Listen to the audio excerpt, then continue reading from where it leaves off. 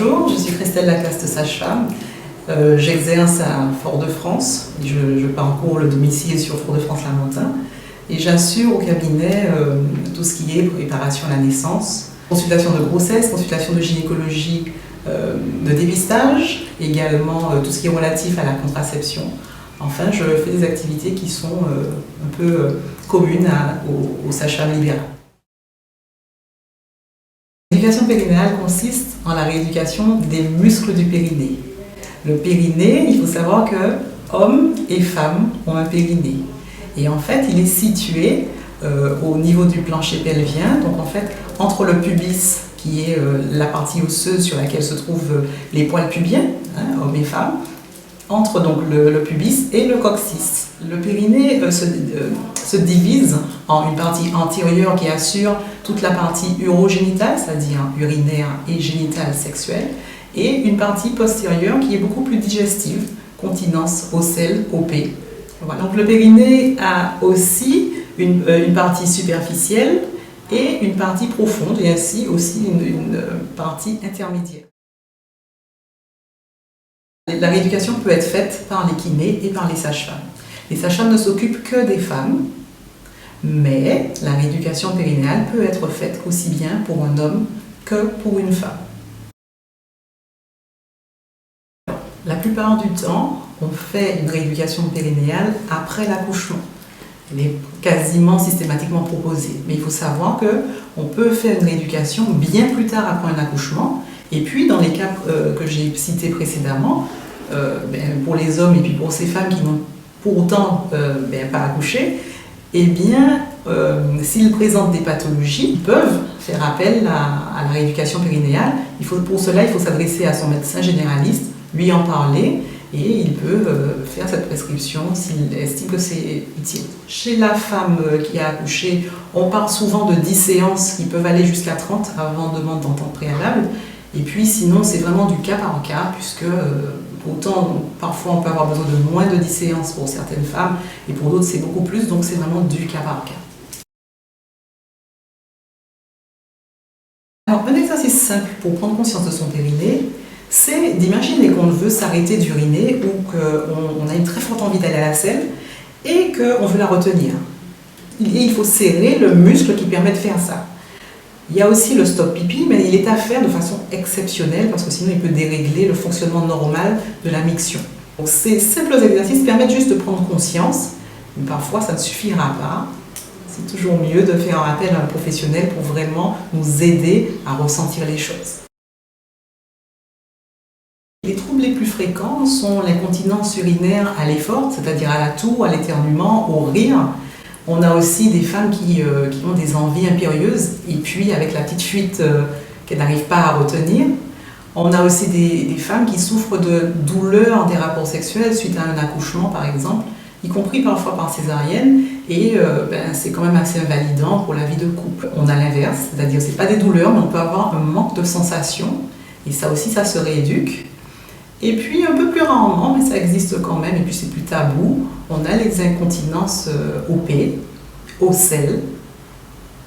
Et parfois, la dame ne se plaint de rien, mais quand il faut évaluer son périnée, il est inexistant dans son schéma corporel. Elle ne sait pas faire, elle ne sait pas c'est où, rien du tout. Et donc du coup, c'est toujours une bonne occasion d'apprendre cette zone. Quels sont les facteurs de risque des troubles périnéaux ? Eh bien, les facteurs de risque, par exemple, sont le port de charges lourdes. Il y a certains métiers qui sont plus propices à donner des troubles périnéaux. Alors, on a aussi les accouchements. Mais tout simplement, on a la grossesse. C'est pour ça que même une femme qui a accouché par césarienne peut avoir besoin d'une rééducation, puisque le poids de son enfant, avec tout le reste, liquide amniotique, placenta, pèse pendant des mois. Et ça aussi, c'est un facteur de risque. Et puis, entre autres, les sportifs. On s'est rendu compte que chez les sportifs, par exemple, il y a eu des études qui ont été faites qui montrent que sans avoir jamais accouché ou eu de grossesse, il y a des femmes qui ont un périnée déjà très abîmé, souvent. C'est quand elles font du sport, puisque les abdominaux peuvent beaucoup abîmer, et certains types d'exercices aussi, le volleyball, donc le volleyball. Certains types d'exercices. Certains types d'exercices comme le volleyball, la course, le saut, quand on saute à la corde, par exemple. Et alors, le trampoline, c'est un massacre. Les abdominaux classiques, tout ça sont des exercices qui peuvent vraiment abîmer le périnée également. Le prolapsus, ou ce qu'on appelle couramment descente d'organes, eh bien, c'est quand on arrive à ce stade-là, c'est déjà un peu tard. On ne peut pas rééduquer un prolapsus dans le sens où on va vraiment le résoudre. Souvent, le traitement de première intention de prolapsus, c'est la rééducation, parce que ça permet de retendre les muscles périnéaux. Et c'est pour éviter d'aggraver le prolapsus. Voilà. Maintenant, la rééducation, enfin le prolapsus, va surtout être soigné par un PCR, donc la pose d'un PCR, ou alors de la chirurgie. Voilà pourquoi c'est vraiment en prévention que la rééducation doit apparaître. Elle ne traite pas vraiment du prolapsus. Eh bien, il faut diminuer les facteurs de risque. Donc, il faut éviter le port de charges lourdes, et si on doit porter quelque chose, il faut se faire aider, éventuellement utiliser un matériel adapté. Il y a des diables, il y a des brouettes, bref, un dispositif d'aide au port de charges lourdes. Et puis, il faut éviter les grossesses rapprochées. Il faut éviter les exercices sportifs trop violents pour le périnée qui augmentent la pression abdominale. Et puis, il faut savoir aussi que ça se passe dès l'enfance, puisque très tôt, on prend de mauvaises habitudes qui nous abîment le périnée. Il est recommandé de ne pas accélérer la période de propreté chez un enfant qui doit se faire entre 18 mois et 5 ans. Les enfants sont uniques, il faut éviter de les stresser, il faut éviter de faire de cette sphère une problématique. Puisque lorsqu'on les stresse, il y a une punition autour de tout ça. Il y a des choses qui se jouent dans l'inconscient et qui font que ça va se cristalliser au niveau du périnée, au niveau de la continence plus tard. Par ailleurs, lors de la scolarité, on leur impose des temps horaires pour uriner, alors que la continence, c'est quelque chose de naturel et on ne devrait jamais ni y aller trop vite, ni trop se retenir. Donc il s'agirait d'être à l'écoute des enfants pour leur permettre de répondre à leurs besoins au moment où ils se présentent. Une autre chose est d'éviter les pipis de précaution. Parfois, on va au supermarché, on va quelque part et on demande à notre enfant d'aller va faire pipi pour éviter qu'il demande d'aller aux toilettes. Et bien ça aussi, ce sont des situations qui vont créer un facteur de risque pour pouvoir développer des pathologies, notamment de l'incontinence plus tard.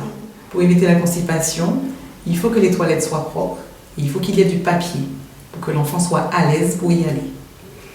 Pareil, lorsque l'enfant se baisse, il faut lui apprendre à se baisser correctement et nous-mêmes apprendre à se baisser en pliant les genoux pour ramasser quelque chose de lourd plutôt qu'en se pliant en deux puisque ça augmente la pression intra-abdominale et qui se répercute sur le périnée.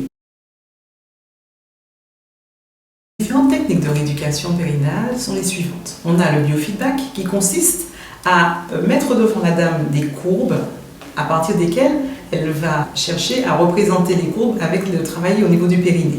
D'accord ? Donc le biofeedback, pourquoi ? Parce qu'en fait, elle voit la courbe, elle essaie de faire.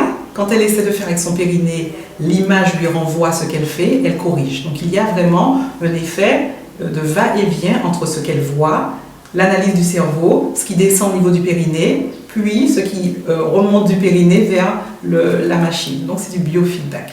Il y a aussi l'électrostimulation qui est un procédé d'électrothérapie. Il s'agit, avec du courant électrique, de créer, en fonction de ce qu'on veut, soit des contractions, soit des stimulations spécifiques qui vont agir soit en antalgie, soit pour calmer la vessie, ou soit en renforcement musculaire.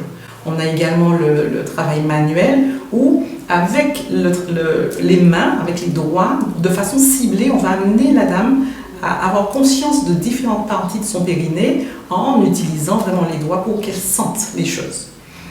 Et puis, on peut aussi utiliser des exercices corporels, des exercices physiques de sensibilisation qui permettent de prendre conscience, notamment les exercices de Kegel qui permettent de contracter et de ressentir les choses avec des ballons, avec différentes postures. Ce qui est recommandé, c'est d'abord de faire la rééducation périnéale après une grossesse. Donc après, ça prend le temps que ça prend. Et ce n'est qu'après qu'il faut envisager, je pense, la rééducation abdominale et ensuite récupérer une activité sportive. Souvent, les femmes font la rééducation périnéale sans faire la rééducation abdominale. Je pense que c'est une erreur. Et donc, suite à la rééducation abdominale, débuter une activité sportive. Maintenant, quel type de sport? Puisqu'on sait que certains sont à haut risque. Eh bien, une activité portée comme le vélo, l'aquagym, tous les systèmes pilates, le yoga sont à favoriser. Et puis quand on veut reprendre du sport normal, entre guillemets, du fitness et des choses un peu plus dynamiques, il faut vraiment avoir en tête de renforcer, justement de tenir son périnée, ce qu'on aura appris en rééducation. Et puis aussi, quand la rééducation abdominale est faite, les transverses profonds sont plus tendus et du coup, le corps est plus à même de supporter les poids, les tensions exercées par le sport. Alors la rééducation périnéale ne s'arrête pas en séance. Une fois que la femme, on l'a sensibilisée à son périnée, j'ai envie de dire que c'est pour la vie et c'est pour tout le temps. Il faut que la femme puisse s'entraîner, donc de temps en temps avoir cette conscience de son périnée. Ça ne demande pas d'effort et les autres ne voient même pas. On peut être en train de faire sa vaisselle et de contracter le périnée, regarder la télé, parler. Donc il faut penser à son périnée. Lors des rapports sexuels, on peut aussi l'utiliser, de temps en temps jouer avec le partenaire, c'est une possibilité. Il y a aussi une façon de tousser, ou quand on tousse, il faut contracter le périnée. Ça s'apprend également en rééducation, mais après, il faut mettre en pratique ce qu'on a appris. Une autre tendance des femmes, c'est qu'on a l'impression qu'elles en veulent à leur organisme d'avoir envie d'uriner. C'est à croire que la vie sociale est plus importante que notre vie biologique. Donc pour conclure, j'ai envie de dire que la rééducation du périnée, bien que certaines femmes la trouvent inutile, pensent que c'est superflu, surtout quand elles n'ont pas de symptômes, eh bien, elles ont un peu tort parce qu'il vaut mieux prévenir que guérir finalement. Et comme je vous ai dit tout à l'heure, on ne peut pas guérir de certaines choses sans aller très loin, par de la chirurgie par exemple. Et puis quand on a déjà une incontinence urinaire qui est installée, il y a moyen de la soigner, mais avec du temps, avec de la persévérance. Et il est toujours mieux de prévenir que de guérir.